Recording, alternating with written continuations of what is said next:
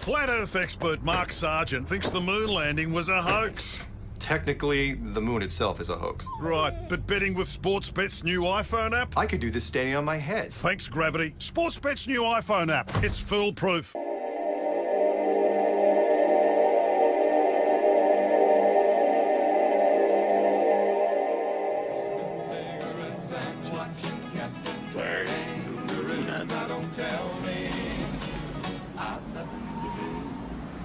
It's good to see you. I must go. I know I will go.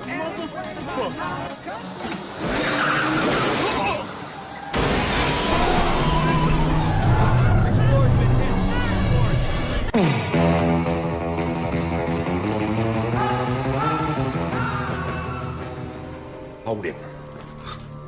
Now you listen to me, you hillbilly punk who thinks the world's still round. I'm here to tell you it's not. It's flat!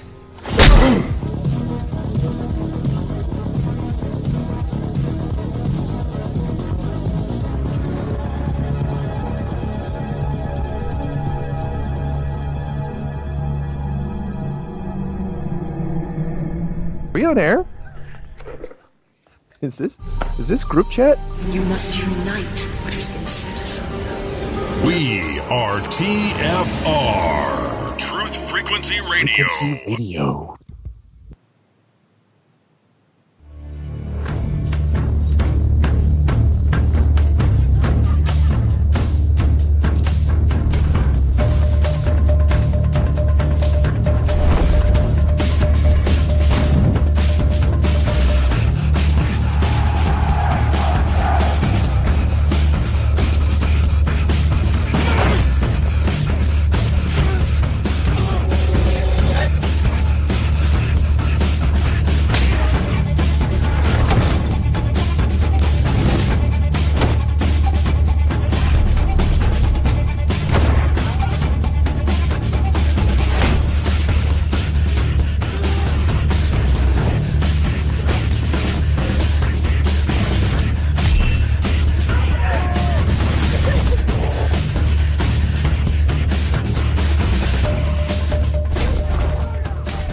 Broadcasting straight to you from a large spaceship currently at war with mainstream science. Meanwhile, the Peanut Gallery is submitting his fashion designs to NASA, who are designing new moon spacesuits. They need new ones cause. You actually wrote the word cause in there, not because cause. What state are we in? Because their current ones are not designed to walk around rocks and are only designed to float in space, as opposed to the 60s spacesuits that were so much stronger than the current ones. Let's just ponder that for a moment.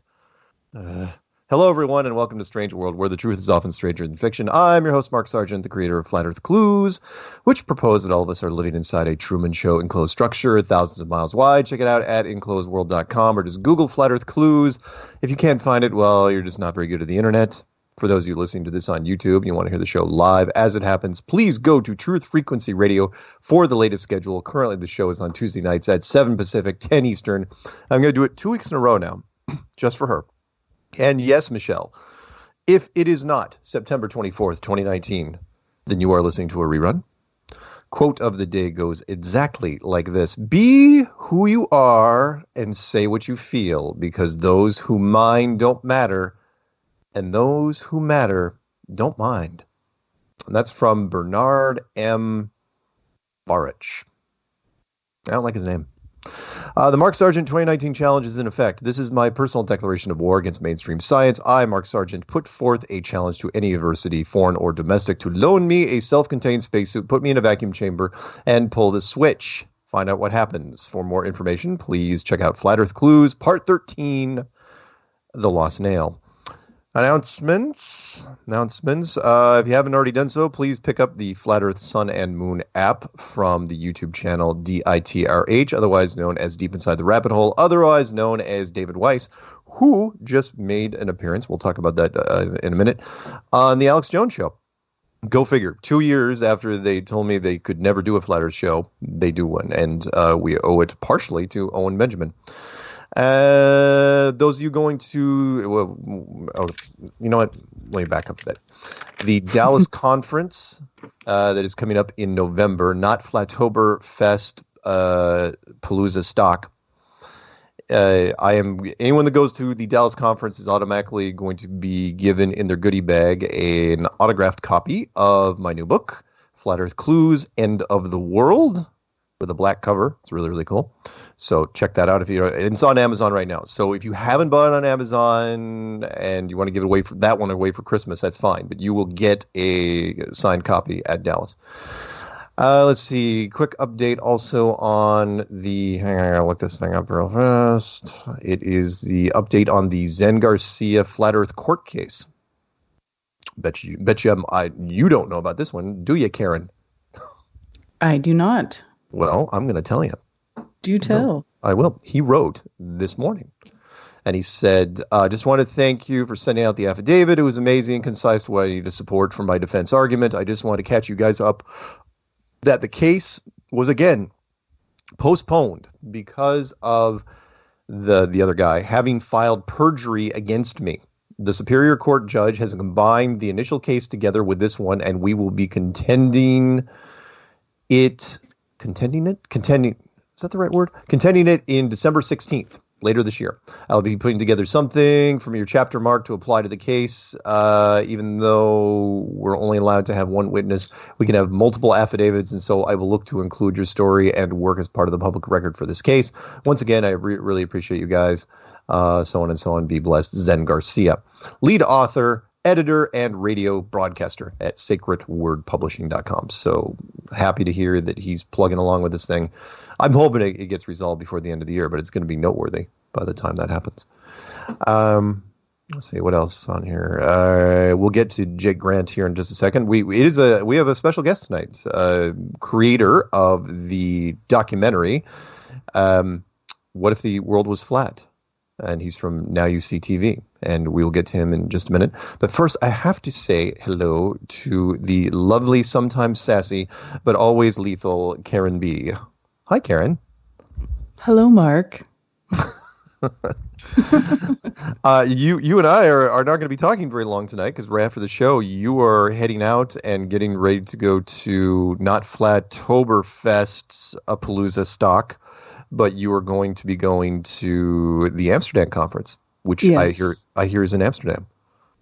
Yes, the Amsterdam conference is indeed in Amsterdam. Well, rather than like Cleveland. Yeah. And which is a little bit ironic because I spent a total of, I think, 2 hours in Amsterdam, 1 hour at layovers going to and from Stockholm. So I got to see the beautiful, I got to say, out of all the airports I went to during my whirlwind 9-day tour of Europe, Amsterdam airport was the flashiest. It was amazing. Of course, I was running through it like a demon trying to catch my flight. But as I was looking around, I was going, hey, this isn't that bad. So if I get really pissed off, this is a good place to do it. Yeah. So you're going, and how long are you going to be over there for? I'm going to be over there for about a week.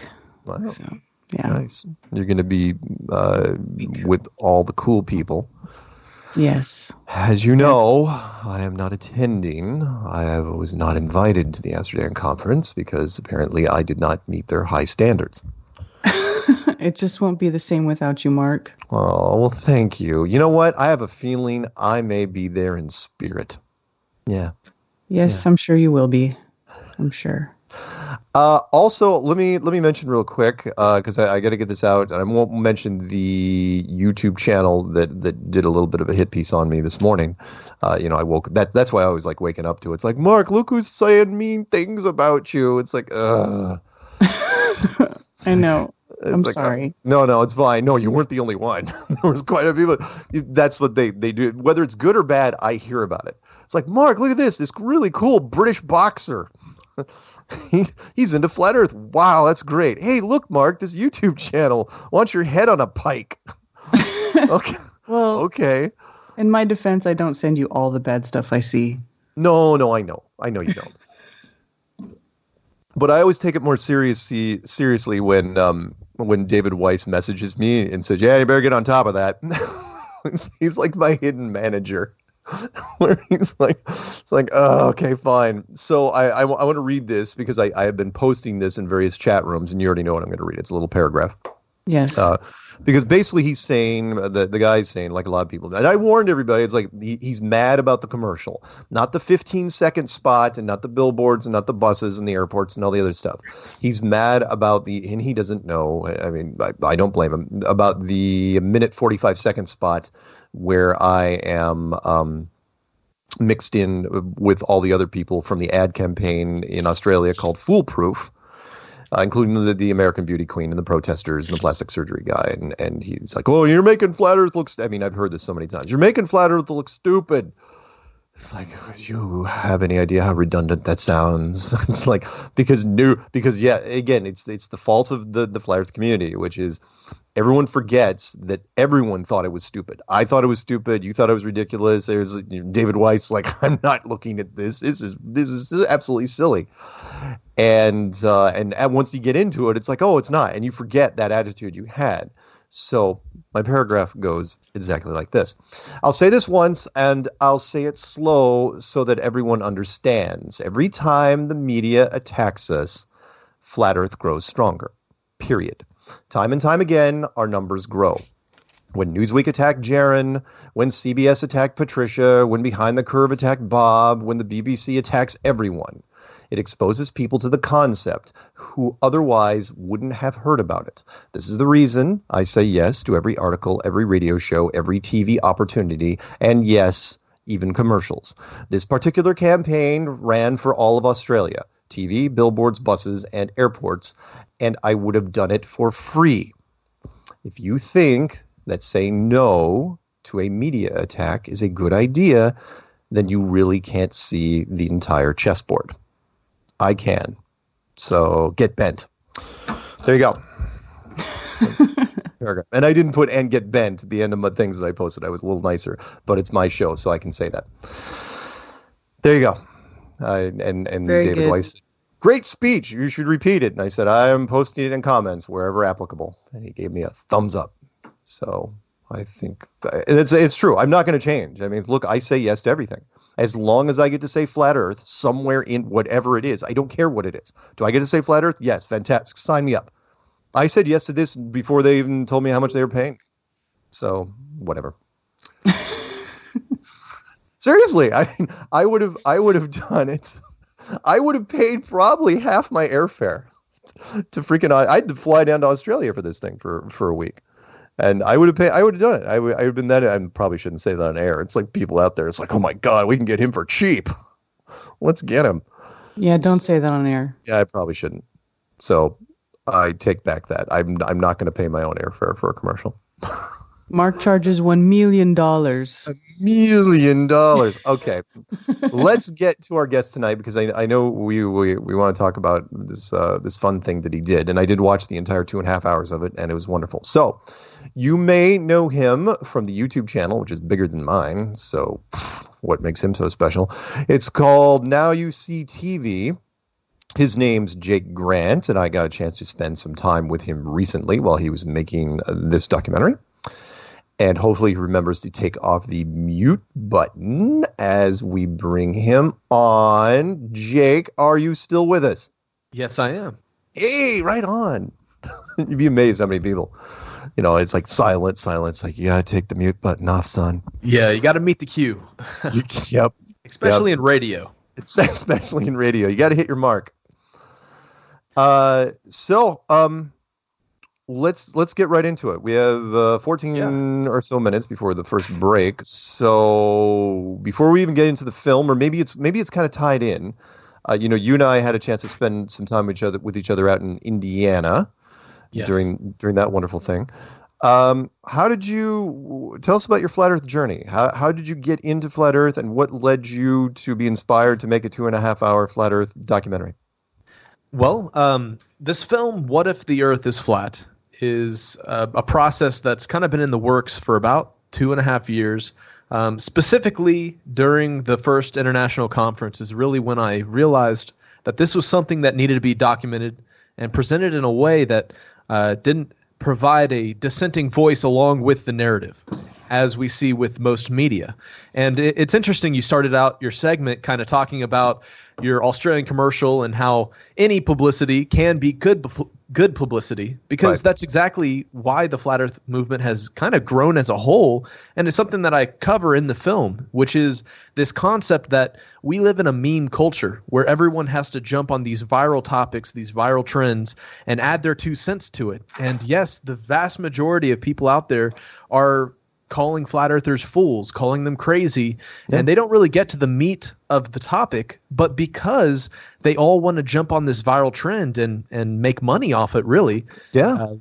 We see that so many people are being funneled towards people like you who talk about the deeper concepts behind the theory, which often are lost with some of these media sources that provide a coverage of the topic, yes, but it's often tainted with a dissenting voice or mockery or a twist at the end of a certain well-known film that just recently came out of Netflix. You know, for example, these things are what I saw coming out from that conference, and I realized that there was a value to the flat earth movement, a value to the flat earth theory as a whole that people that are not flat earthers need to be aware of, because if they get offended by this term flat earth and they sweep it, all these underlying conspiracies away before ever actually investigating, they'll never understand why this movement was possible in a year like 2019. How could people ever come to this belief that the earth is flat? And really what I realized, especially at this first conference, was the flat earth theory is more or less a theory that breaks apart the worldview that we have rather than necessarily presenting just an alternate view. Instead, it's a conspiracy of tearing down what we have been presented, and then it leaves people with this question of, well, what if some of these things are true? What if some of these conspiracies that are being brought up are able to be proven factual? What does that leave us with? It leaves us with a destroyed worldview. And how do we pick up the pieces of that and put it together into something that we can actually understand? Well, then we add in the scientific experiments and the different things people do to help prove the alternative worldview that many flat earthers have come to. And so as a person who's in the conspiratorial field, that's a lot of the things we cover on Now You See TV. Of course, we like to approach conspiracies from a biblical standpoint, explaining how people can look at different phenomena around the world and look at it through a scriptural lens. But with that, I've got to dabble in a lot of different conspiratorial theories. And so just going to the conference, of course, I was really on the fence about all of it.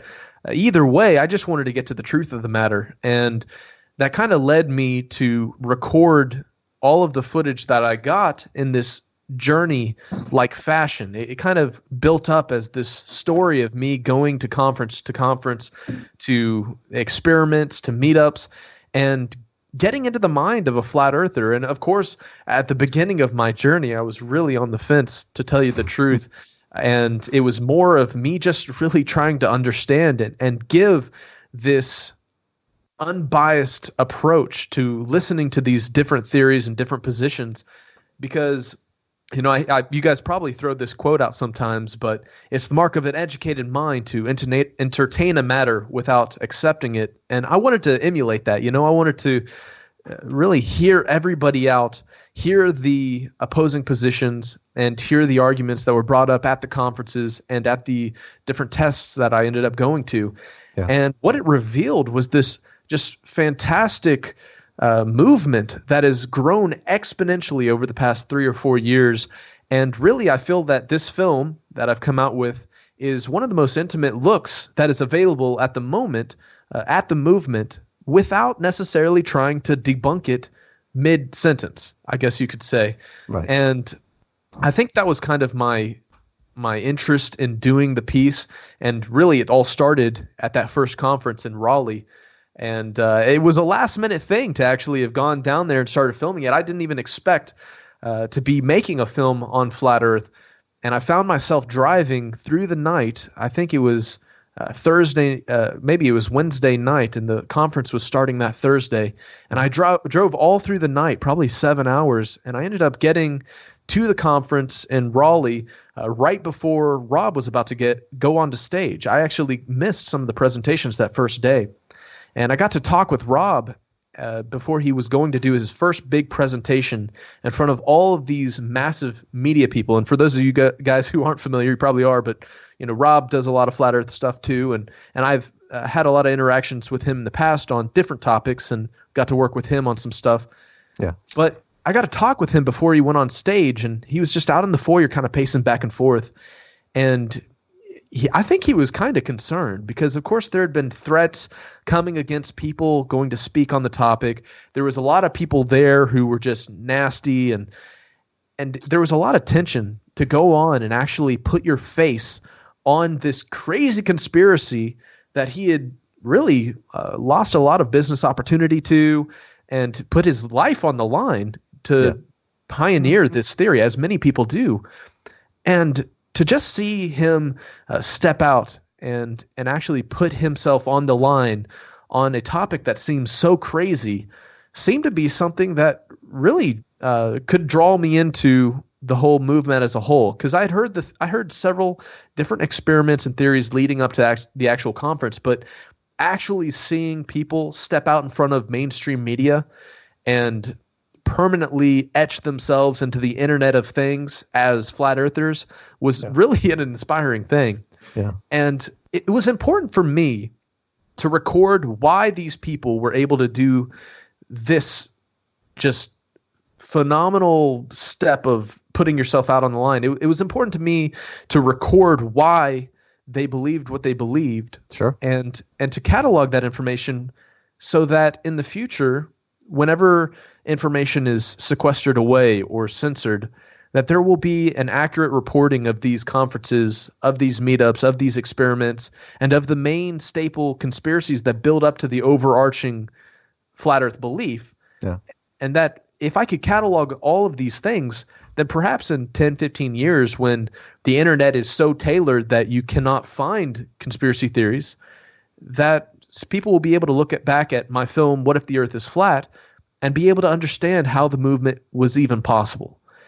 And another aspect was to introduce it to people that were not part of the movement at all, to introduce it in a way that somebody who had just seen it on mainstream television or on the news come through YouTube or whatever, that they would be able to kind of dip their toes into it and go along with me on this journey and play that role of an educated mind entertaining a matter without yet having to accept it, but seeing that it shouldn't be something they should just turn off, and it shouldn't be a movement or theories that they should just shrug off, because if these underlying conspiracies are true, that in itself has value to many of these people that are starting to get this effect that the mainstream media is causing, that is causing them to just outright back away from anything conspiratorial in general. Right. Because just recently, there was an article that came out, and whether it was an actual FBI document or if it was a fake, it came out on Yahoo and several other places, but it spoke about how certain conspiracies very soon are going to be looked at as domestic terrorism threats. And this is something that really, for a lot of people in our line of work, can be a terrifying thing, because it's one more step to just 1984's George Orwell novel, and very Orwellian. Yeah, you're absolutely right. I don't know if they can get quite there yet. There's kind of a big jump to make it there, but yeah, they're kind of edging their way into certain things. Like false flag shootings. You can't talk about those, really. Well, you can talk about them on YouTube, but in some cases you can get your account taken down for it, and you're definitely not going to be able to monetize. So. Exactly. Yeah, and it's absolutely a current thing in certain nation states like China and Russia. You can't even get on Facebook in certain countries like that. And what we see here is this stigma against fake news that's just recently come out this past year, I think because they're preparing for the coming election. Right. And what we see that the primary thing that is happening that we can recognize is that information absolutely is being censored, shadow banned, whatever. And the opportunity that has allowed Flat Earth to grow, such as the videos being suggested, is coming to an end, to the point where the only videos you can find are videos making fun of it, or videos that are just outright calling you crazy to even look at it. Sure. And so whenever we talk about this censorship that's coming, this should be on the radar for many people, because there are conspiracy facts out there. And even if they're not flat earthers, if just any dissenting information against the mainstream narrative becomes something that is not proper to look at, or you are stigmatized against if you start to talk about these things, then that's a red flag we all need to be aware of. And so with the film, I kind of just went on this journey. I pretty much went to every conference in North America over the past 2.5 years. And it was just this awesome experience to catalog some of the fun things that happen and show the humanity behind the people. And that's really kind of my 2-bit session on why. And you caught me, if I'm not mistaken, you caught me at the very end of the Raleigh conference. Like as we were going to like the airport van, I think you grabbed me outside, didn't you? And shot a little segment. Yes. Yeah. And I remember your eyes, because it was like, you were like a lot of people. You were like, what is going on here? These people are insane, but I'm just going to go with it because why not, right? Yes. And yeah, when it came to the media presence, I was even surprised. A lot of people don't know, Karen does though, because she was there, is that the media will sometimes send like recon people, and they'll send them out like the first day just to make sure it's not a bust. They'll be like, they'll walk around, and these guys were on their phones immediately. It's like, oh yeah, you got to get a team down here like right now. This thing's like really, really happening. And so by the second day, I remember I was wearing like 3 hot mics, and I literally could not tell whose camera was who. Was it ABC? Was it German television? Was it French media? Was it our documentary team? It just went on and on and on. It was like, wow. It was, I think I did like 12 interviews in 2 days. Which was, and I missed most of the conference because of it. Like Rob Skiba's session, I completely missed it. I felt bad for him because I know that he dedicates a slide to me about how I ruined his life back in 2015, which is so great. Slide. Yeah, that's a great slide. It's like, in case I'm wrong, this is the guy you should blame. This is the guy to blame. Yeah. So that's a great out. Okay, so we're going to go to break, and when we come back, we're going to continue speaking with Jake Grant from NYSTV about his film. And I am sorry, I thought it was actually a pretty appropriate title. What if the Earth was flat? Not what if the world was flat? Although it works. And so you're going to be with us? Yes. Perfect. I'll be here. All right, we'll be back in 3 minutes, guys. Don't go anywhere. You too, Karen. Don't go anywhere. I'll be right here. Yeah. Thinking of me, no doubt. Of course. You sexy beast.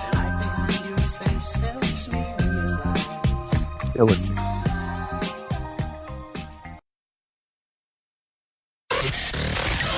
Real people, real radio. Initiating the truth frequency. This is Truth Frequency Radio.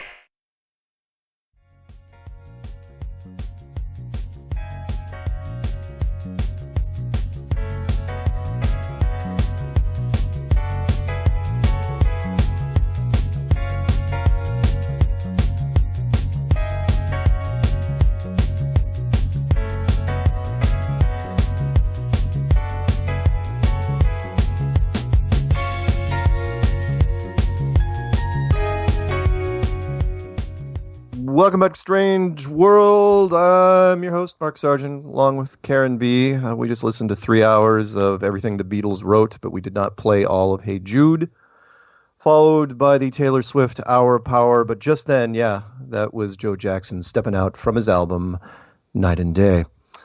Before we get back to our guest, Jake Grant, I want to ask Karen real quick, because I would be probably a terrible person if I didn't bring this up.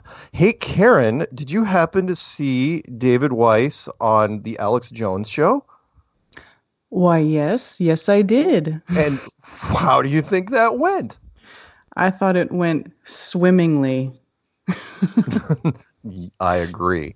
I think he crushed it. Oh yes, he annihilated it. Yeah, annihilated it. And I am so. It actually couldn't have worked out better. One, because he had Eddie Bravo sitting right next to him. Alex Jones had Eddie Bravo, so Alex couldn't cut David off or go through any technical things. Now Eddie looked like he was a little high, which I'm not judging, but that worked out well because David carried the heavy lifting during this. He was so focused. He was just popping them off. And Alex at one point tried to go, into his funny voices and his funny characters and try to derail. And Eddie was having none of it. He's like, every time he's like, no, you kind of like, I hate to say this, but it was almost like a Savigny moment where everyone's at the party, right? And David was Savigny. And Alex Jones was trying to interrupt him, and the really stoned guy next to him was like, "No, man, listen, that's truth coming at you. You gotta listen to him, and you gotta listen." And he did wonderful. I just, it was so fun, and I'm so glad. And you probably heard that he got on. I remember, but I was approached by the Alex Jones thing a couple of years ago, and they said they could not do a Flat Earth show because they couldn't figure out how to actually bring, they didn't want risk bringing up the topic as Flat Earth. They thought the backlash would be too much from the listeners.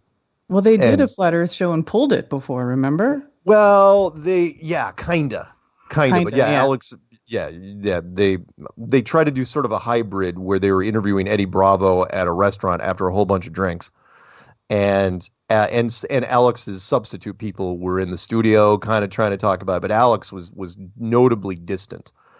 And in this case, it was perfect. It was absolutely what I thought he could do. And it was a long segment. It wasn't just this short little blurb. Yeah, you got a full hour minus the boner pill commercials. Minus the boner pill commercials. Not actually boner pills, guys. It's just more of that organic stuff.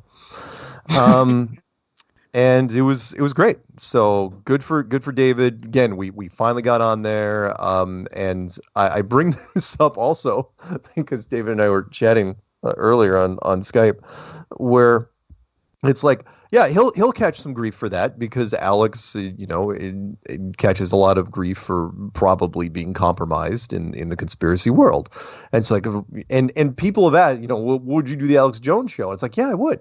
Because in all media is media, it will make whatever it is more popular. It is something producers, I didn't put this in my post, but all producers have told me this, for a couple of years now, which is it doesn't matter whether you love a topic or you hate a topic as long as you're engaged. If you're engaged in the topic moves forward, period. That is the way with all things. In fact, if you hate a topic, usually even gets more attention, which I have found out on several radio shows. They don't want people to call into the show and say, "Hey, Mark, I love this Flat Earth stuff. Thumbs up, keep up the good work." No, they want people to call in and yell at you because, people crave drama. I mean, there's a reason why soap operas have continued now for 60 years? Same show just keeps going on and on and on. And so people love drama. So there you go. And we've got it in spades. Am I allowed to say spades anymore? No, I mean it's a card. It's still a card reference, right? I can still say that, right? Yeah, it's like a bridge. Anyway, let's get back to our guest. Guest tonight is Jake Grant from the recent documentary, which you can find on Now You See TV. Oh, you get to plug that when we soon come on about how people are going to watch that. Let's plug it now and then plug it at the end. So, all right, Jake Grant. Go. Yeah. So if you want to check out the film, it's a great introductory piece for your friends, family, whoever who's totally oblivious to the Flat Earth movement and why it would even be possible. So you can find it at NYSTV.org. If you sign up for a membership there, you have access to all our documentaries. And if you use the promo code Flat Earth, all under caps and together, when you sign up, you get a free month. So the film is available for free to you right now. If you want to go and sign up, you can watch anything we have on the site. We have a bunch of exclusive documentaries. I did another piece a year or two back on vampires, and we have a couple other interesting things on there you guys can check out, as well as some full uncut interviews, including one with Mark himself. We just recently put that up there last week, and people can watch through some of the interviews that were included in the film and just watch through the whole talk and the questions and to see little bits of information that we weren't able to squeeze into the film. The first cut actually ended up being 3 hours long and ended up having to chop it down.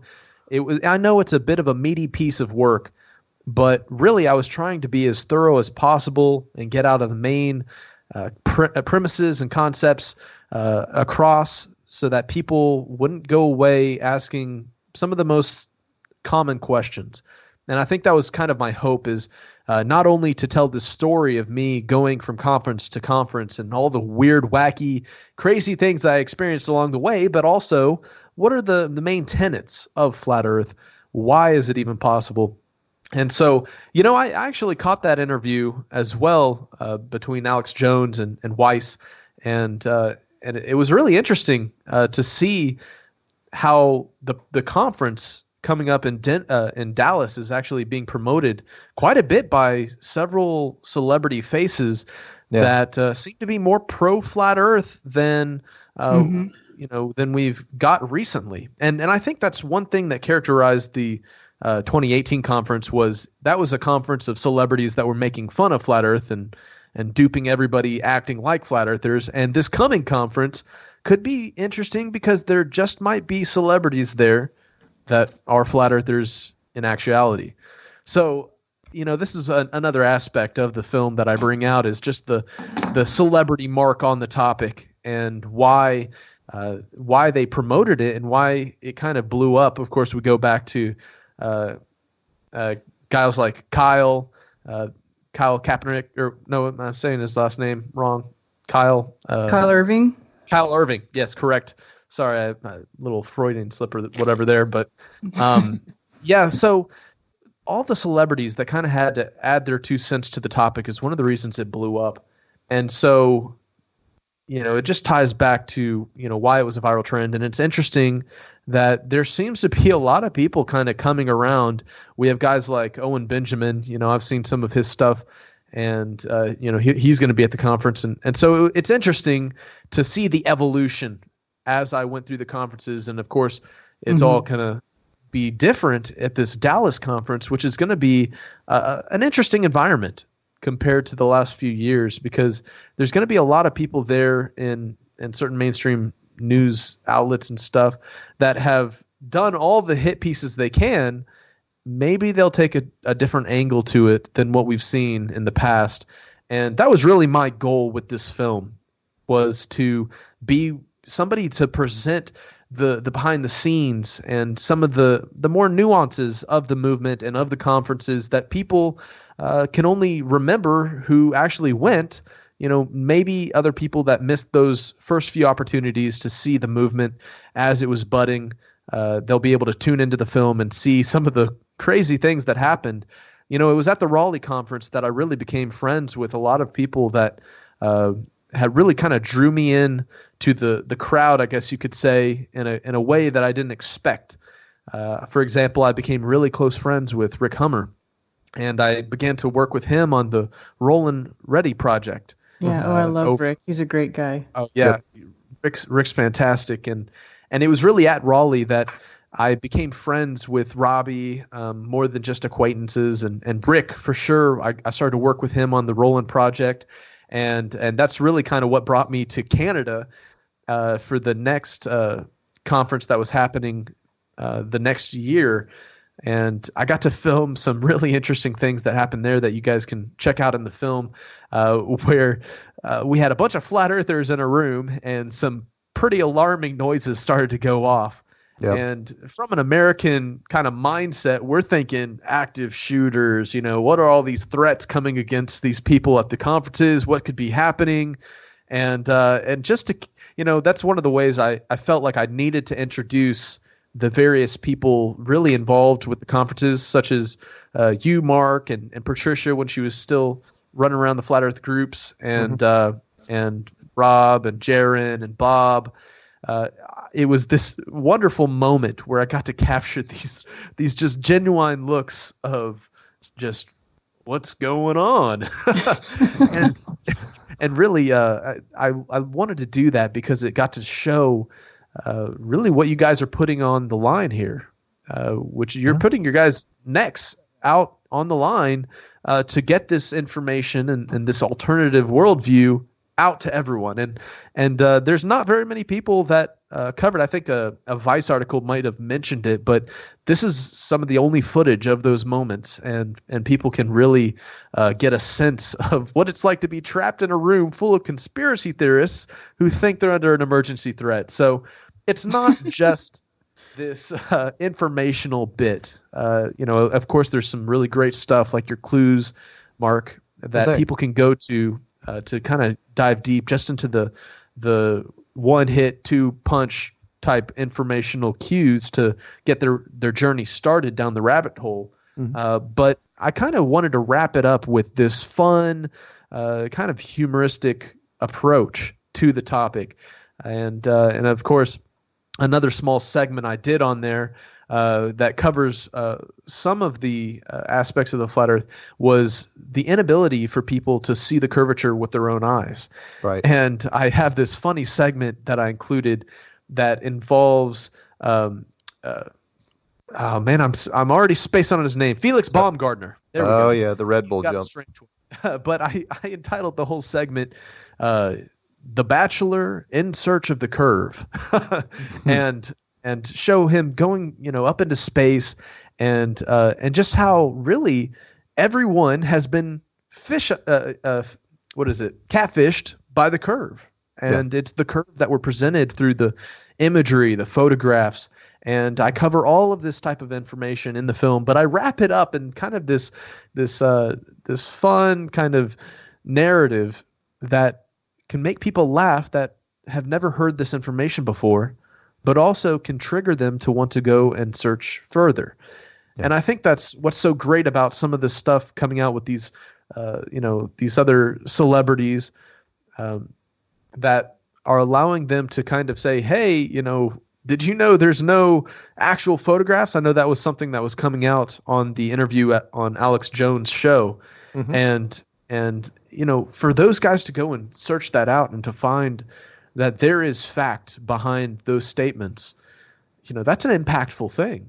And to equip people with these facts, that's, I think, the most important thing that I've come away from these conferences and with the people that I've got to interact with is you can really shake somebody's understanding of their reality up by facts. And I think that's just, you got to take a step back and go, hold on a second. Whenever you take that globe and flip it upside down and it says not for educational purposes, that can in itself shake somebody up. Yeah. But when you tell somebody that they haven't truly seen an image of Earth that has been undoctored or that hasn't been edited in some photo manipulation software, or you can challenge the validity of those, 4 or 5 photographs from far orbiting satellites that really don't look so impressive, then, those are the tools that has equipped this generation of activism that is unlike anything I have ever seen before, short of, ministers going out, spreading the gospel, on the street corners with signs and this is something that has really been so fascinating to follow. And that's some of the other footage that I've got in the film was following the activism as people were going on the streets and in their own way, putting their neck on the line, stepping out in that sense of bold bravery that only somebody who truly believes in a cause can do. And, I got some great footage of Nathan Thompson. He's probably one of the bolder activists out there. And he's walking around the streets of Chicago in the evening, and there was a whole lineup of all these college-age students in fine clothing. They were going out on a cruise, boarding this boat for some kind of function for their college probably. And they were all dressed up in nice dresses and tuxedos. And they were all just these perfect sitting ducks for the flat Earth activism that I was about to capture. And Nathan walks up with a globe head, and the whole crowd starts chanting, "It's the globe! It's the globe!" And he walks up to them and starts dropping some flat Earth truth bombs on them. And the crowd that gathered around just to listen, it was so fascinating. But also I captured in those moments some of the aspects of the flat Earth movement that really give it its silver lining, as I've heard you say, Mark, which is there were guys that were sharing these flat Earth facts and the different proofs to debunk NASA, telling people, hey, you matter. You are special. There's a reason you're here. God is real. And if anything, our whole reality is so much more amazing than we could have ever fathomed. Right. And these people in their response are going, I'm nothing, you're nothing, I am worthless, I'm a speck, I am nothingness. And that's their response, because that really is the worldview and the understanding of reality that they've been pre-programmed with. Yeah. And it's really what we've all been fed since a young age from schools and different, people that have had the best intentions, but also they've just been passing down facts that they've been spoon-fed from a young age as well. Oh, yeah. And so to see that interaction, it's funny to see the globe head and the bold and brashness of certain activists, but it's also touching to see the other side of things, of sharing with people, hey, you matter. I'm not just here to destroy your worldview. I'm here to give you an alternative, to detail this conspiracy that is unlike any other conspiracy, to detail this conspiracy with that silver lining, with this beautiful narrative that, unlike other conspiracies, which are all doom and gloom and really depressing when you realize that we are just enslaved by our overlords and we're being forced to pay money we shouldn't have to, and we're being poisoned from the skies and from our food. All of these things are conspiracy fact, but they're also very heavy and very depressing. Yep. But yeah, you're absolutely right. I in fact, when I did street activism recently, off camera, I was talking to a heavy science woman, and I said, look, flat Earth promotes a message of hope, whereas science, for lack of a better term, promotes a message of despair. Science is you're nothing. You're this insignificant speck, and you're an accident, and you literally have no meaning. Whereas we say, no, you have plenty of meaning. It's much more intimate, and it was built probably just for you. And what's the harm in teaching people that and telling people that and trying to spread that? And she had no response for it, because she knew that she was starting in a negative, dark place, and she wasn't willing to come. I don't want to use too many flowery things, but she wasn't willing to come out of the shadows for that. She was like, no, dwell in darkness. It's like, what? Come on. Yeah, it was a direct quote. One of the guys was directly quoting Bill Nye the Science Guy, one of the priests of the religion of science that has sprouted over the past 40, 50 years, ever since the moon landings. Right. And it's funny because people that quote guys like Neil deGrasse Tyson and Bill Nye, they find themselves feeling more intelligent perhaps, but also they don't realize that these guys are about as clueless about some of the theories that they speak on as we are. Even Neil deGrasse Tyson will talk about how we're 95% stupid when it comes to the theory of what gravity is and how what we observe can be explained, and they will come out and admit this. And really, it's the lab coats, it's the doctorates, it's the degrees that cause people to say, look, I don't want to talk about this because all the people that are on a pedestal tell me that it's crazy.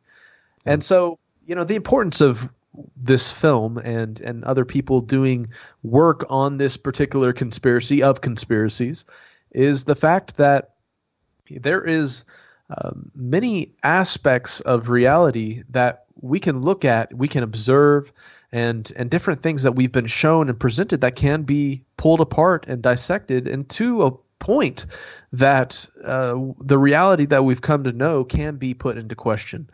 And I really wanted to take kind of an unbiased approach. I never put out there what way I'm specifically leaning. Of course, since the whole film is without a dissenting voice, it can be maybe construed that it was biased. But I never say, "Hey, I'm a flat earther, and you need to believe this" at the very beginning. Instead, it's more of, let's just go to these conferences, let's listen to these people, and let's kind of slowly walk through the different things that they bring up, and we'll inspect them and see if there's anything to it. Sure, that's awesome. I love it. Again, it's 2.5 hours, and by the way, when you said that you had to chop it down from 3, again, every time I do an interview or I talk to somebody about it, it's like the flat Earth topic is so dense, it's so thick at this point that it's tough to get through. So when someone says, "Oh yeah, let me talk with you about flat Earth for 20 minutes," it's like 20 minutes. We won't even get through the table of contents in 20 minutes. There's a lot of stuff out there. In fact, I'm envious. I tell people from time to time, I'm envious of new people getting into flat Earth, because they get that moment where they go into Google or whatever search engine and they type in flat Earth, and all of a sudden this wall of content comes up that they've never seen before. And their eyes get as big as saucers, and they're looking, and it's like it's like, there's a huge corner of the internet that I have no idea where it manifested from. And that was the same thing with the documentary. And we can say it. I know it's like, he who shall not be named, Behind the Curve. Yeah. But I sat in several audiences, and those audiences were the same way for literally the first 20, 25 minutes of the movie. They thought it was a piece of docufiction. They literally did not think it was real. And then all of a sudden it clicked. After a while, they're like, wait. And you could see them nudging each other and whispering. It's like, wait a minute, I think this is actually happening. And I don't know if I think I told you the story where, the editors of the movie showed it to another editor group out in Los Angeles without any context. And they said, wow, where'd you get the budget for that film? They go, what do you mean? It's like, all the actors in your movie, they played it so absolutely straight. Where did you find them all? And it's like, no, man, there were no actors in that movie. They were all real. They were real people. And then that just blew their minds. And so, we saw this time and time again. It's a topic. So yeah, when you chopped it from 3 hours down to 2.5 hours, I'm amazed. I can believe probably the half hour you chopped out was very, very relevant things. Yeah. And I think the length in a way kind of related to one of the questions I asked you in our interview, which was, what are the necessary conspiracies for somebody to even be ready for flat Earth? And that was one of the approaches that I took to it. Was before I even talked about flat Earth or how the model could work, we had to really approach aspects of the Apollo missions and the space agencies and the different aspects of the globe that don't really make sense when they're put to the test. And so building up all of those things really can put somebody in the frame of mind of, well, if those conspiracies are true and these issues are found with the experiments and tests of people going out on the field and trying to show that there's some kind of motion or trying to find the curvature. Well, if those can be presented in a palatable way at first, then you can bring that alternative narrative of flat Earth into somebody's view, and it won't be such a controversial thing, because you've already helped pick apart all of these other topics that are usually used as the arguments to defend that heliocentric spinning ball Earth worldview. Yeah, absolutely. Hey, so we're going to our second break. When we come back, would you mind hanging around and taking some calls? All right, sure. So the phone number to call in, guys, of course, is 213-233-3998. That is 213-233-3998. Fifth caller tonight wins a free dinner with Karen B. So call that number when you can. Sorry, I had to slip that in there. And when we come back from the break, I'll pick up, let's see, first I'll pick up 843, then 905, 910, 304, 231, and whoever's on after that. So don't go anywhere. We'll be back in 3 minutes. Cue music. Just like that, it's magic. It seems to me so strange. Check wallet for his name. His face is in the muck. I think his zipper's stuck. Truth Frequency Radio is your number one. Wherever you are, make it Truth Frequency Radio.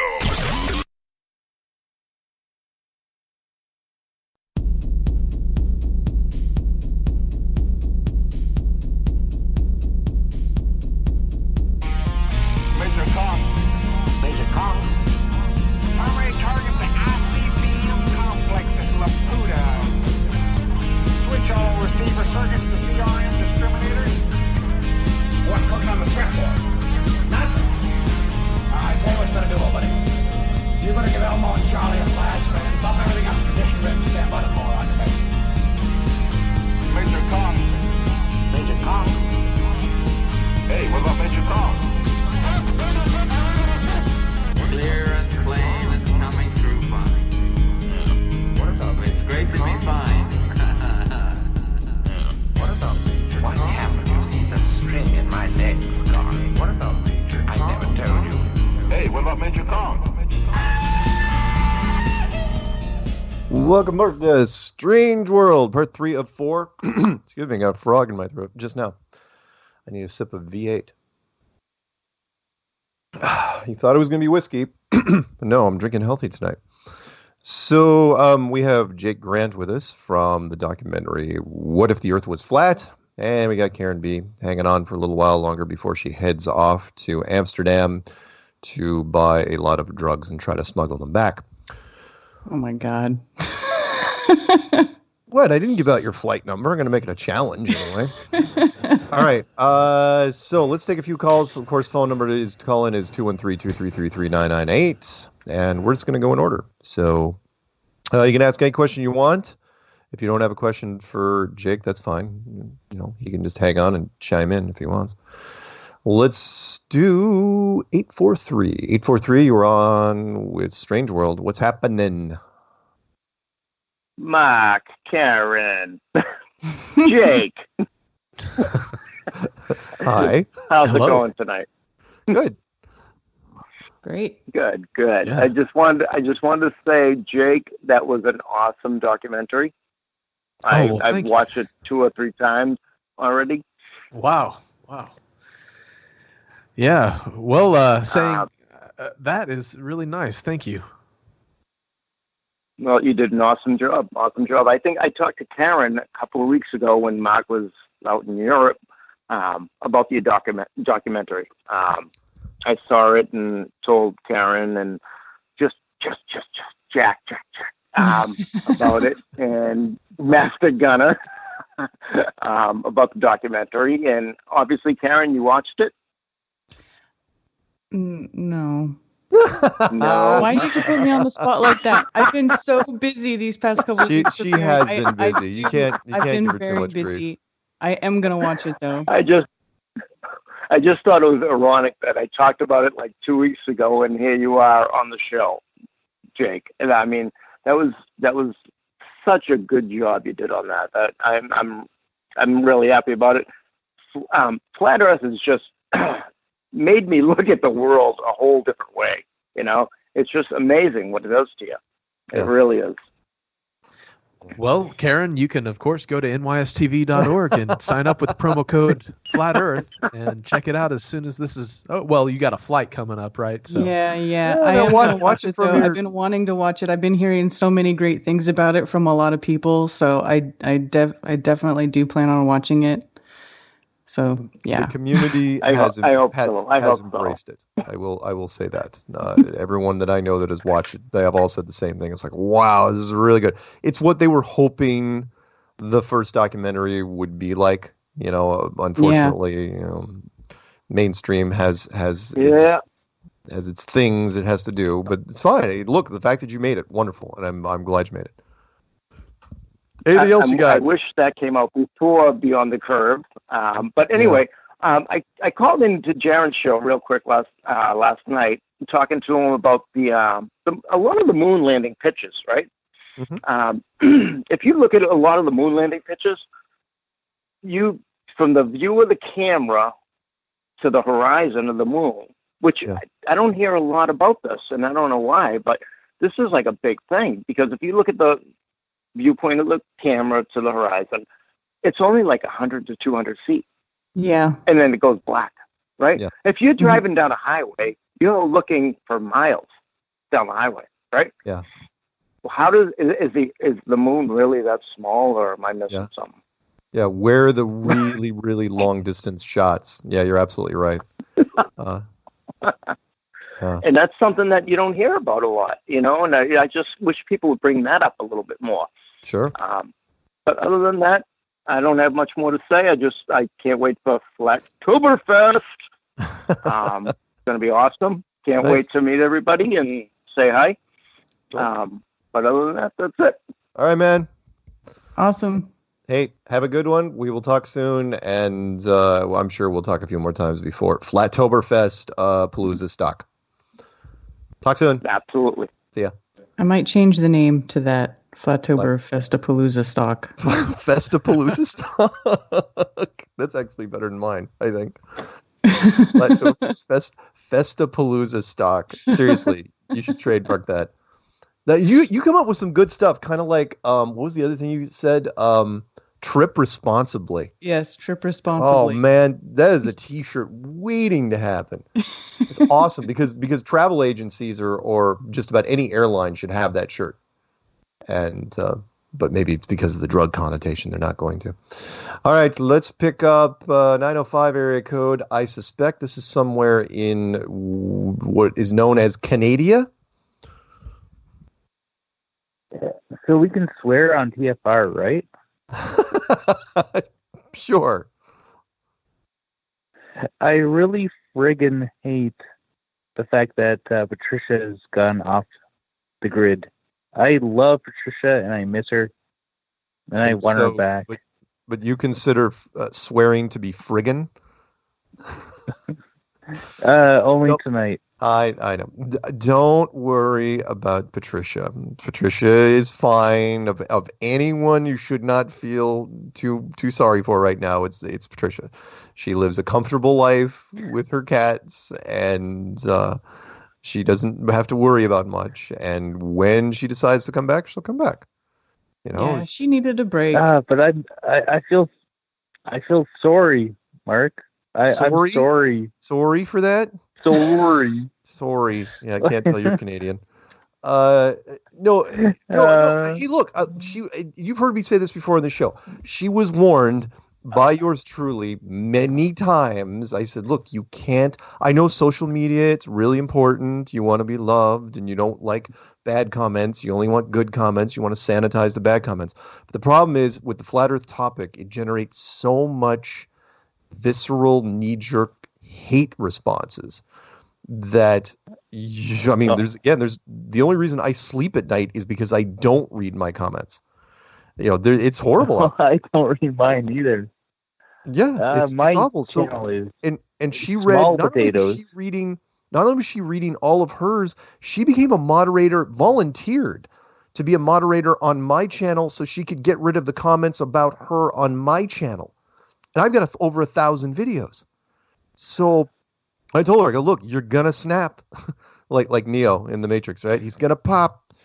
That's just exactly, it's like, you're not going to be able to make it. You get up 200 something videos, 300 videos, you're not going to be able to do it. And, she had one bad week where Eric made a video against her and Antonio made a video against her. And the comments were just bad. And then they called the cops to her house. And it's like, yeah, no wonder she said what she said and walked out. But I have faith. I love her, and I want her back. And is it because both of you have red hair? Is there some sort of mutual red-hairedness thing there that's happening? We lack souls, and we are. Yeah. No. But either way, what was the Ned Flanders line? You know, it's like, and I don't like it that you have the devil's red hair. So, anyway, don't worry. Don't worry. You know, everything for a reason, and she'll come back when she wants to come back in dramatic fashion, I am sure. Hopefully, wearing a full Maleficent outfit and gown. Oh gosh. Seriously, that's how I'm really. That's what I'm fantasizing it's going to be.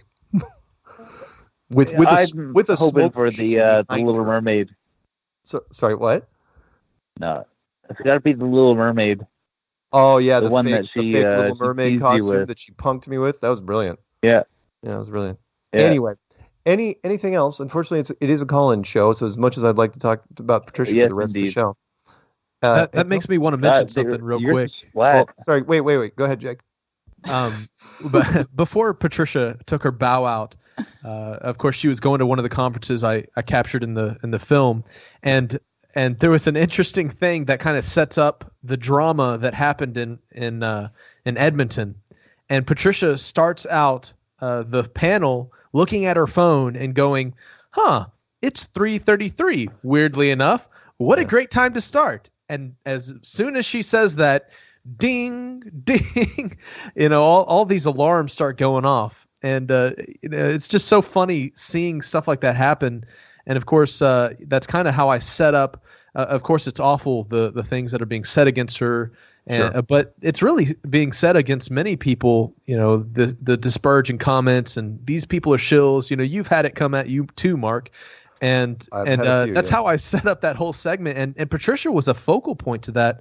And so it was also, kind of sad for me to have had to release the film after she kind of got out of the game, because she was really the starting point of that whole drama that happened in the film. Yeah. And just a funny thing that happened in there with Patricia that, it is a sore thing that she, stepped off the wagon for the moment, but it's just so weird that, you guys, you call out the strange numbers and then strange things start happening. Yeah. Well, again, 333 is my favorite number, not because of any occult reason, but because I like redundancies. So I like the number 3 because it's kind of a military thing. So I like a primary, a backup, and then one just in case. And so 3 threes is, you have 3 of 3. Anyway, there's a double meaning to it. But yeah, you're absolutely right. So when Patricia said, 333, I think she was actually casting a spell. And Karen might actually be able to confirm this because Karen is I don't know if you're actually a certified witch or if you're just accredited. I'm not really sure, but I'm not a witch. I just play one on YouTube. Oh, that's what it is. You're like a TV doctor. Nice. Karen gets accused. Brilliant, I get accused of being a shill. Karen actually gets accused of being a witch because she has raven-like hair and features and tattoos. Yeah, I get accused of all kinds of good stuff. It's really great. Yeah. That, and she takes children on Halloween. All right, let's hey, thank you for calling in 905. We will talk to you soon, okay? You got it, Mark. Okay. Let's jump over to 304 area code. 304, you're on with Strange World with Mark and Karen. That's my alias. Mark and Karen and Jake. What's happening? Smooth. Not a whole lot. Jake, I have a question for you, sir. Yes. So it turns out David Carrico knows quite a lot about Freemasons, right? Yes. Yeah, I would go so far as to call him one of the foremost experts this side of the country in diving into that particular area. I would agree. There's a lot of good shows on your channel, but I haven't heard this show. Do you think you could get him and Mark Sargent together to talk about the Testament of Solomon and the Ring of Power? I don't know if he's covered that subject yet. Oh, well, I think that's an interesting thing that I've heard about before. I don't know if they've covered it specifically, but I'm sure they would definitely be interested in talking about it. You really like me on. talking about that, don't you? Oh, you bet. Hey, it's kept in the dark, man. The cultists like to keep that stuff hidden. Yeah, it's true. It's true. And Solomon is the Masons guy, and yeah, I do have a few opinions on it. So yeah, if anyone feels like they want to talk about the Masons and Solomon and my Ring of Power theory, be happy to discuss it. It's not my favorite thing now that I'm into flat Earth, but as you know, I have an opinion on just about every conspiracy out there. Happy to do it. Anything else? Right on. Yes. Does your channel, NYSTV, talk about Bigfoot, Dogman, little people, Smurfs, gnomes, fairies, and trolls and whatnot? Yeah. Yes, I've personally hosted several interviews and discussions regarding Bigfoot. We covered Mothman. You name it. We come at a lot of these topics, of course, from the biblical standpoint, but we do cover them. We go into the lore, the myth, the different writings behind different opinions throughout history, and we try to bring on different guests that talk about a wide range of conspiracies, and of course you can check that out on NYSTV on YouTube. Bigfoot's one of my favorite subjects. I appreciate it, Jake. Thank you. All right. Anything else? Bigfoot is pretty sweet. All right, I appreciate it. That's it. It is a call-in show. And I'm not being rude when I say that. It's just I just got to remind people. It's like, look, I'd love to do a one-on-one for. I have to check out your stuff on Bigfoot. I like Bigfoot. That's one of my things too. I was into Bigfoot before pretty much anything, actually, because I grew up in California, so that was a big thing over there. Yeah, we have a John Hall, who's another team member. There's three guys that are really kind of here working behind the scenes, but John Hall, he's a massive Bigfoot fan. Maybe he's not massive. He's just a big fan of a big ape-like creature. But I gotcha. Yeah, he likes to go wood knocking sometimes and all that fun stuff. But who wants to run into an actual Bigfoot? I don't know why anybody would actually want to go out there knocking on trees to try to run into one, but you never know. I was intrigued recently. I think I sent to Karen as well because the first time I had seen it since it was adjusted, the Gimlin footage, the stabilized Gimlin footage. Yeah. Have you seen that yet? Yeah. I've seen a couple clips. Whenever we were doing the interviews, of course, we would try to prepare, check out all the latest stuff, and we'd have new stuff being presented on the shows. But it's been a while since I've covered Bigfoot, but it's definitely one of the things we've covered in the past. It's interesting. I think here's my opinion about Bigfoot. You don't find Bigfoot. Bigfoot finds you. Ooh. So, in my opinion, wood knocking on all that stuff is pretty pointless. That's the wrong way to go about coming into contact with one. But that's just my opinion. So, like rubbing myself with barbecue sauce and like strapping myself to a tree. Yeah, you might get some other visitors rather than Bigfoot. So you. Well, I'm just saying that's a pretty normal Saturday night for me. All right, let's go to 504 area code 504. You're on with Mark and Karen and Jake, we're talking about flat Earth. Hey, what's happening? Hey, this Dionysius from Oregon. Yeah, sorry, I was almost made it home where I could recharge the phone, but I didn't quite make it. Okay. Work when I pulled. I wanted to ask you, actually, it may seem redundant at this point, about conspiracy theory. We may, you, Jake, or Miss Karen, anybody who wants could answer, but I think on this subject we may have some disagreement, but the reason I'm saying it is because I think somebody told me one time here in Oregon that I'm the only flat earther they've ever seen that's not a conspiracy theorist.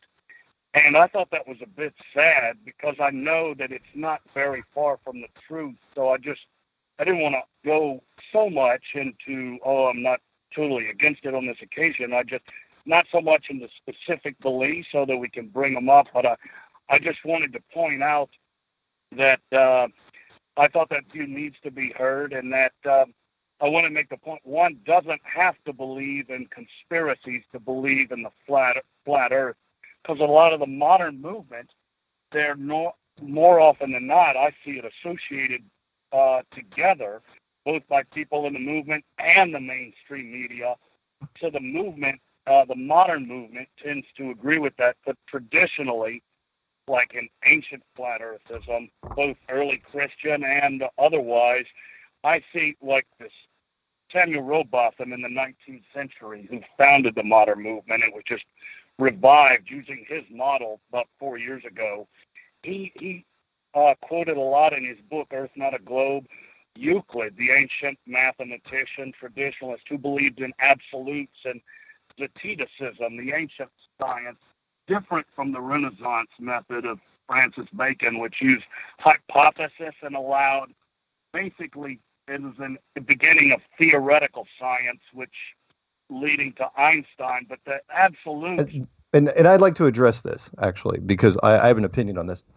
So when it comes to conspiracy theories, because I got a chance to talk to some people about this recently, which is everybody believes in conspiracies, you know, in one form or another. Is there a true flat earther out there that doesn't believe in any other conspiracies? I think you're kind of kidding yourself, because we all know there are conspiracies. We hear about in the media every day. There's conspiracies in politics and business and sports and entertainment, and yes, even journalism and science. Although, and I call them media sanctioned conspiracies, media approved. And you can always tell when they're out there because they don't use the word conspiracy most of the time. In fact, the word conspiracy is almost forbidden in the media now. They use one of two words. They either use the word scandal or they use the word tragedy. So like Enron, it was a big financial scandal. But if somebody dies, then it's a tragedy, like the 9/11 tragedy. But rarely, because conspiracy implies that there's not, if you're talking about the storyline, that there's some loose ends. There are things that aren't tied up. And the media doesn't like that, because then it throws some sort of a fear thing into the public.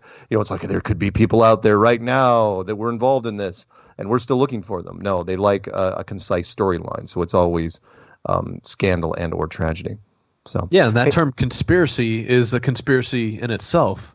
You know, I know JFK used it back in the 60s, but in itself, it's a CIA term in a lot of ways, you know, to discredit the alternative narrative. And so to have an aversion against just the term conspiracy, you know, there's a lot of things that happen in the world. And I think people maybe shun information just because it's under that title. Right.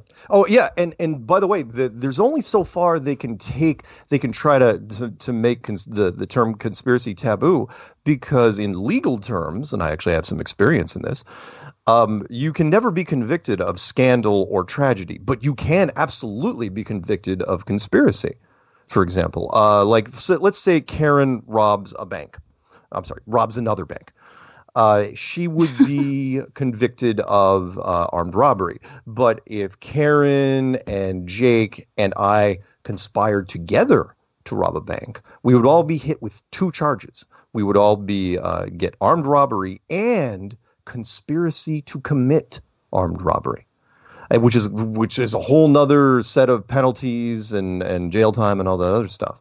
And people get convicted of conspiracy all the time. All you need is 3 or more people involved in some sort of crime. So when I was in university, I was convicted of conspiracy to manufacture and distribute explosives without a license. So there you go. There's only so far you can get. I mean, conspiracy is used every day in the courtroom. So again, trying to turn conspiracy into a dirty word will only go so far, in my opinion. But that's just me. Silence on that side, because you're thinking, oh my God, flat Earth and explosives. Don't make this guy upset, right? No sudden movements. Is that what you're thinking? No sudden movements. Yeah. No. I made fireworks. You guys know this story. Karen, That was a hilarious story. You know, you told me that story when we went up and we're shooting some stuff with Rick just recently. Yeah. And just so interesting. Your background there, Mark. And, I'm glad you came through all that unscathed. I know, right? Two federal raids and not a scratch. Knock on wood. Yeah. Anyway. All right. So let's plug your thing. I don't want to pick up another call to the next segment. We've got 2 minutes and there's still 2 more callers. Tell So people where they can watch your doc again, because people are asking. Yep. Let's do that. All right. So if you want to watch it, go to NYSTV.org and you need to create a membership account there. Of course, if you sign up with the code FlatEarth, you get the first month free, and if you want to, you can cancel your membership before any charges or anything goes, so you can watch everything we got on there, including the film and all the behind the scenes, for free with the promo code FlatEarth on nystv.org. Fantastic. Right. Perfect. And I highly recommend it because I saw it. I do my homework, Karen. And I only knew he was going to be on the show like the day before yesterday, and I'm super busy right now. I kind of blindsided you. You did. Yeah. Plus, you have to have, again, you got to make 2.5 hours to watch it. And for a hardcore flat earther, it's a great watch. I'm hoping that it'll seep out into the globalist sectors. You know, if we're vampires, you know, the non-vampires. Non-flat Earth vampires. That would be my hope too. To get in front of. It'd be nice. So, well, let me ask you: are you going to submit it to anything? Any film festivals? Anything? Are you just gonna? Is right now it's only on your membership sites and nowhere else? Yeah, we're planning to maybe distribute it in a couple different ways. Of course, we'll have it there on the membership site. For people to watch right now, and possibly in the future we'll have it available for people to order so they can pass it out to friends and family. DVDs in Dallas. Yeah, all that kind of stuff is probably going to be there. DVDs in Dallas. By the way, did you guys get a chance or did anyone see the preview from Rick showing the venue? This is probably the nicest venue yet. Yeah. It's gorgeous. Yeah, looks amazing. Yeah, I'm going to feel bad after I set fire to it. All right, so we're going to come back in 3 minutes. And do the final segment. Are you going to stay with us, Jake? Or is it past your bedtime? I'll be around. Yeah, that's fine. All right, here we go. 3 minutes. Come back. Last chance to call in. 213-233-3998. And win a date with Karen. Just quit trying to pimp me out, Mark. I got 99 problems, but Flat Earth ain't one.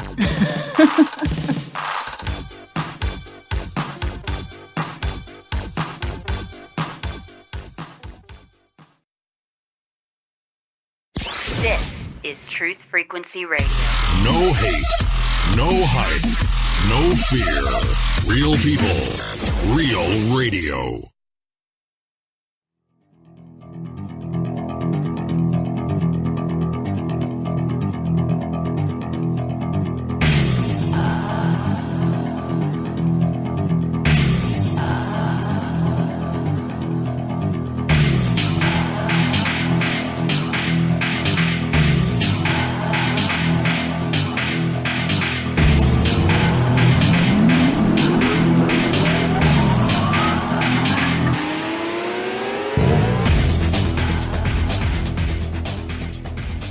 Welcome back to Strange World Part 4. We're here with Karen and Jake and me, and this one's just for you, Karen. Flat Earth ain't easy, but it's necessary. Nah. That's for sure. Yep. All right, let's get right back to the phone calls and knock these suckers out. Oh yeah, and by the way, Peanut Gallery's a good point. It's like you're not going to be here next week, so I got to figure out who's going to be co-hosting with me. So if anyone has recommendations, please shoot me a line. I'd love to know who's going to be in here with me. I mean, it could be Zulu, could be Caroline. I don't know. It could be someone else. I don't know. All right, let's grab 845 area code. See what happens. All right, 845. You ready? Start spreading the news. I'm leaving today. I want to be a part of it. New York, New York. My vagabond shoes. They're longing to stray.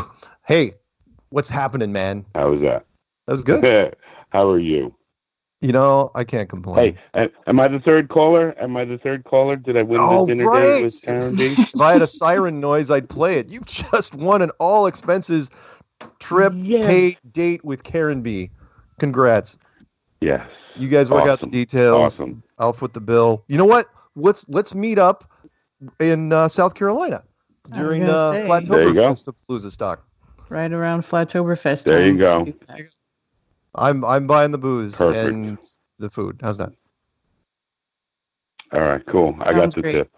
So, Karen, you got to take care of the rest.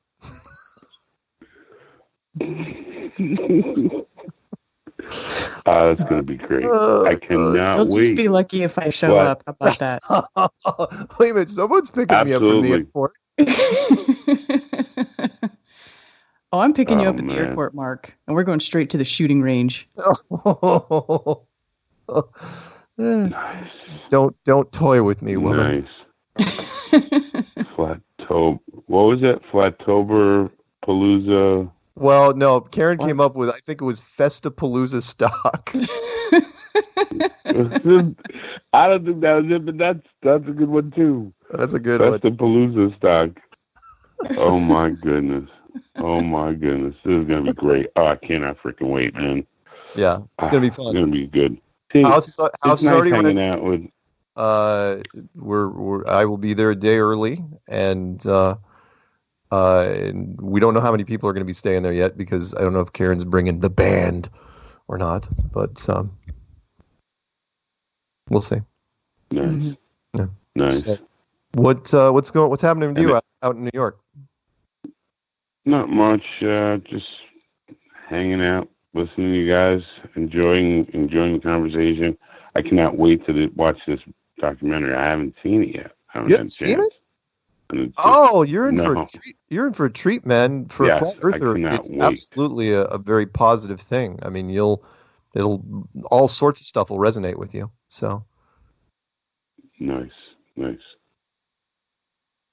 And I know it'll be good. Everybody's telling me about what else is going to be coming up for you soon this week? Mm-hmm. Hint. Saturday night, we'll do night school. Last week I was having technical difficulties. Oh, okay. They I had an issue with the cable company and Wi-Fi and all that junk, and it appears to be stable, the connection and stuff. So I don't know. Your that's the best word I could use. Confidence is inspiring, so that's good. Yes. Yes. Oh my God. So Saturday night, we'll be doing night school. All right. Brian Burton and myself. Groovy. Awesome. I'm glad you mentioned me as a possible co-host. Yeah, whoop. That'd be fun. Maybe if you're up for it. I mean, I don't. That'd be fun. You can't fall asleep on me, so But no, not at all. No, but I'd be. Yeah, it'd be wonderful to have you on as co-host. But we'll have to bring you on through. We'll have to bring you on through Skype if you want to. If not, I will. I would, but you still have to choose somebody, or all of us. If it's a group thing, that's fine. I'm into group things, so. See, I can't wait for Flattoberfest even more. Can't wait. You're killing me, dude. Seriously killing me. And to all those haters out there, I'm with you. Get bent. Oh yeah, and by the way, Zulu, thank you very much for doing the throwing those videos up for me in defense of my my little comments. I may be the best secret agent in the world, but I'm also a nice guy. So yeah, why?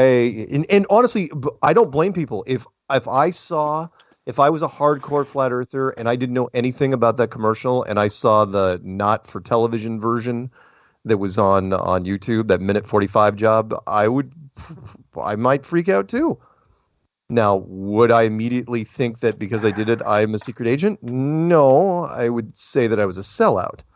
And I don't think you can be both, but that's fine. In fact, most of the people used what I thought was strange was everyone used the word shill. Nobody in that comment section I didn't see use the word sellout. It's like, all right, I would have gone with sellout. Right. Seems more appropriate, but that's fine. Whatever.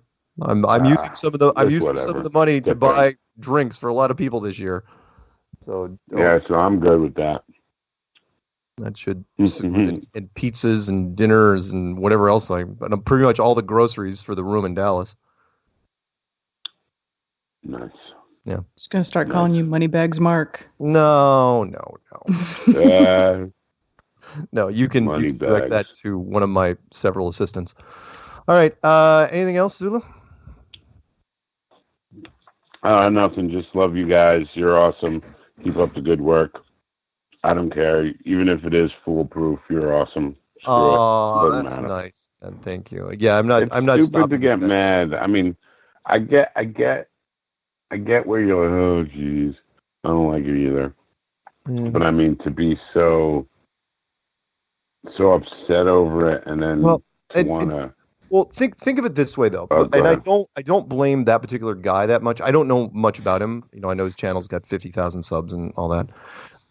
But that whole thing started with ODD and Eric. That literally goes all the way back to frickin' Raleigh, where ODD convinced people that had already bought tickets to eat that money and not show up. And it's like, wow, right. because Mark and Patricia are secret agents. It's like, are you kidding me? I mean, that just blows my mind. It's like you paid for the tickets, and I mean the conference was sold out. And we had some empty seats because people's like, and I thought Robbie was kidding. It's like, no, they didn't show up because of ODD. And it's like, what? It's like, so yeah, that carries some weight. So whatever. Yeah, either you're the best agent or the worst agent. I know. Whatever. I'm wondering which at this point. Yeah, I don't know. Is he that fucking good?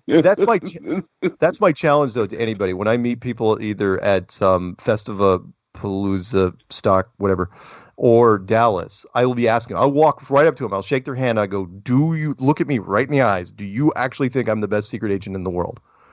Because everybody knows I look nothing like Archer. All right. No, not at all. Oh my goodness. All right. I know we're running out of time. Try and get some more calls in. Okay, man. I love you guys. Jake, you're awesome. Karen B, of course, you're the best. Absolutely. Love you too. All right. Love you too. All right. Bye-bye, guys. Yeah. All right. Let's grab Bohu. I'm the worst. I'm not going to read that. Peanut Gallery said something that's I am not reading that. All right, let's grab 864 area code. 864, have I talked to you yet? 864, don't make me repeat myself.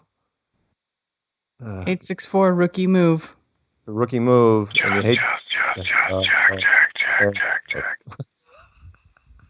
Hello. It's a rookie mistake. Can you hear me now? What was with the mute button? Were you like eating a bag of chips and you didn't want to? I have children. There's noises. It happens. I gotcha. Gotcha. What's going on? Little this, little that. What's happening with you? I wanted to call Babyface Mark. Say hi. Yeah, that's Mr. Babyface to you. All right. And to those who don't know, he's referring to the Popular Science article that's on newsstands right now, where the author, after spending some time with me, the only adjective she could come up with is baby-faced. Awesome, but at my age, I'm going to take that as a compliment. So there you go, silver lining. What else? Not much. Looking forward to seeing Jake's video. When you go to the website, where do you put in the code? Okay, so when you go to sign up for a NYSTV, subscription and then put in a code? Yeah, so you can create an account with an email, and then whenever it prompts you to make a membership or sign up, there on the payment screen is where you put in Flat Earth under caps, all one word, and it'll make any kind of charge $0. And so it signs you up. And if you guys want to just watch the film and cancel your membership, you can. But if you want to stick around, we got more stuff coming out. But that's how you sign up on the actual website. Cool. And of course, we got to help. I'm going to check it out as soon as I get off the phone here. So if you have any issues, there's a help tab at the top. Awesome. So yeah, I'm definitely looking forward to Flattoberfest. It's coming quickly. Not quick enough, but you know. Plenty quick in my eyes. There's a whole lot going on right now. We have this conversation every time. It's like, hurry and take your time. But yeah, I'm just, it seems like, there's not a lot of time to prepare, but kind of anxious for it to happen, chat with everybody online and everything. I can't wait to see them all. Dr. Law and, going to see Zulu again and see you and Mark and everybody. We're going to have a good time. We're going to be hanging out and having a blast. Anybody who's in driving distance should definitely show up. It's not, I saw some comments that we're trying to do it for money, but trust me that the prices that we're doing, we're not making any money. I promise you. Yeah, it's not about money. It's just trying to get everything together, and venues cost money and electricity costs money, and t-shirts, you have to actually pay to get the t-shirts made. I don't know how other people are getting free t-shirts, but yeah, that's why they cost money.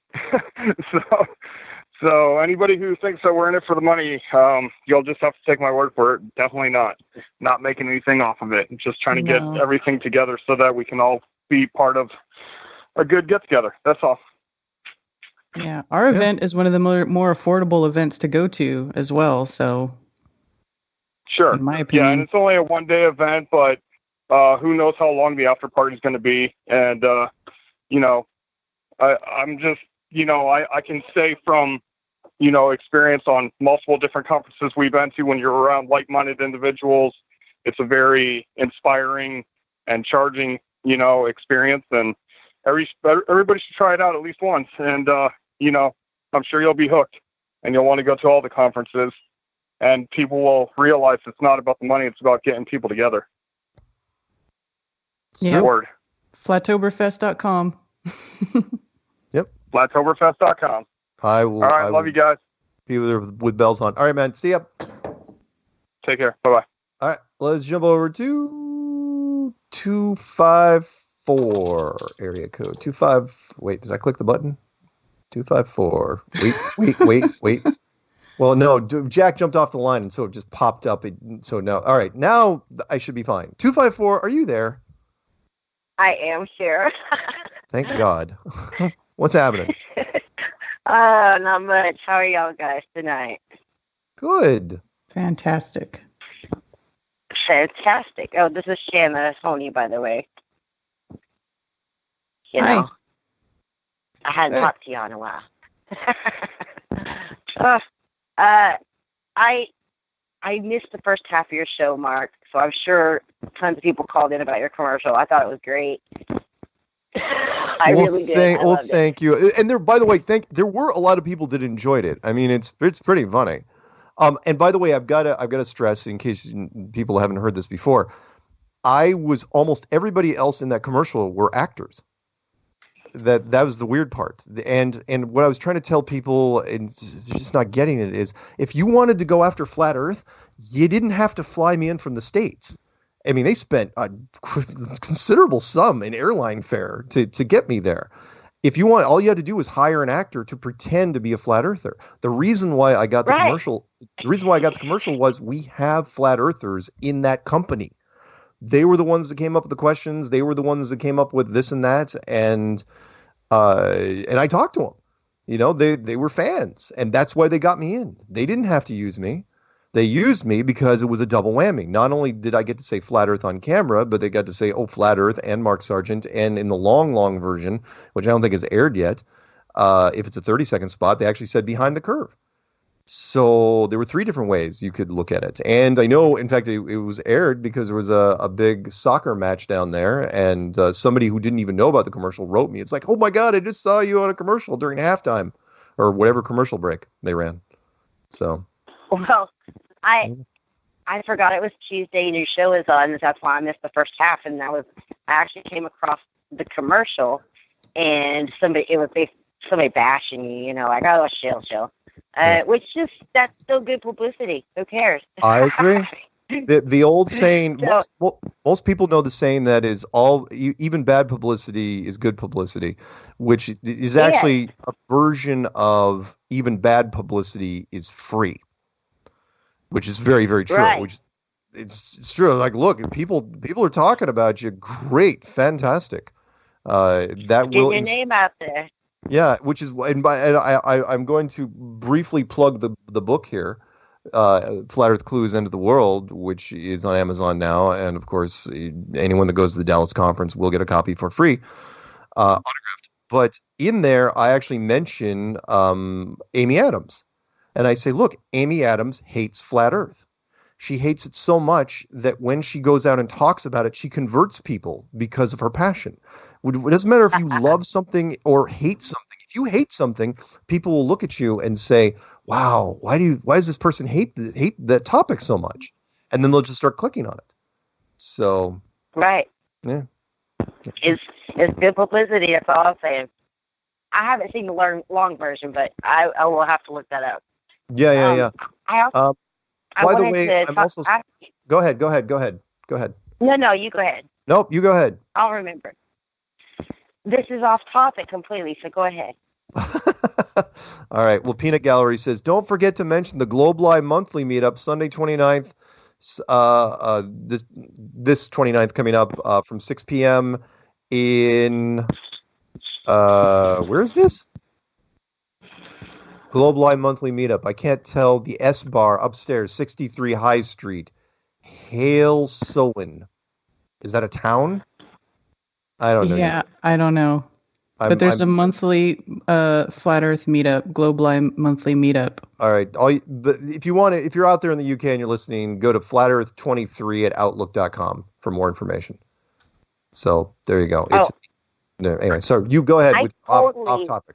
I need you to make a video about the Dallas conference because or whatever it is, the Dallas meetup, because it's in November, right? You mean, what are you talking about? I've done promos every week for the last month and a half on my channel. Yeah. In fact, I did one literally yesterday. It's on my channel right now. Really? Yes. It did not show up in my feed. Are you taking drinking tips from Michelle? Because bong water and vodka, not a thing. I'm just saying. It's not a real drink. It seems like it could be, but it's not. No, seriously, go to my channel. It's. Were you looking for the details? Yeah, like where it is, and because I live kind of close to Abilene, which is You're in Texas. 4.5 hours. Yeah. FE2019.com. Yeah, FE2019.com. It could not be any easier. FE23.com. You're killing me. Okay. Okay. F is in Frank. E is in Edward. 2019. FE. FE, like Flat Earth. FE2019. Yeah, 2019.com. Yeah. It's just Flat Earth and then the year.com. Seriously, I can't make it any easier than that. Go to it. Or again, watch the promos on my channel. It's called Dallas Meetup or Dallas Conference, International Conference. Another thing I wanted to bring up, because I know that you're familiar with your Bible and whatnot. Did you know that in Genesis 1, light was created before the sun and the moon? I have heard this. Yes. That's actually a major part of the film. That I bring out. And it's in the documentary. Day one, light is created, and then 4 days later, the sun, moon, and stars are created. So there was light and darkness, night and day, when there was nothing in the sky. Yeah. I find that fascinating. dating. Maybe I could just comment on this Go ahead. just go for ahead. a moment. Is in the film, a major premise for myself and a lot of people that are becoming flat earthers, a lot of people come at it from a biblical perspective. And of course, that's my personal perspective as well. And whenever you look at Christians in general today, there's many creationists out there that will seek to prove a worldwide flood and find validity in actual scientific research and archaeology that gives credence to what the Word of God would talk about.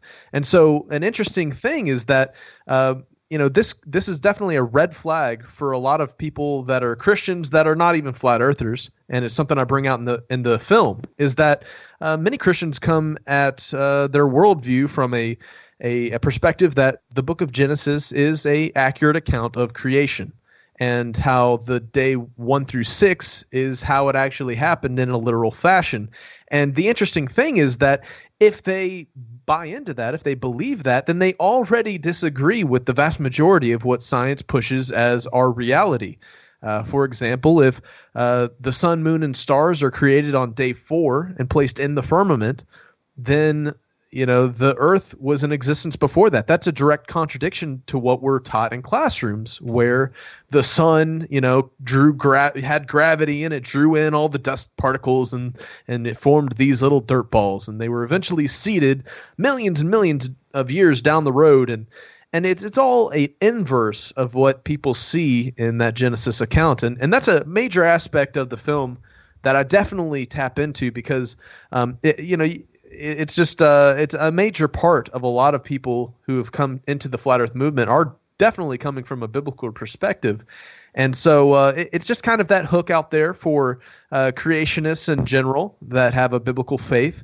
And why not take it a step further and not only question those who push the theory of evolution and the Big Bang, but question them on the topic of cosmology as well, because there's definitely some contradictions there with what we're taught in the classroom and what they see in the Bible.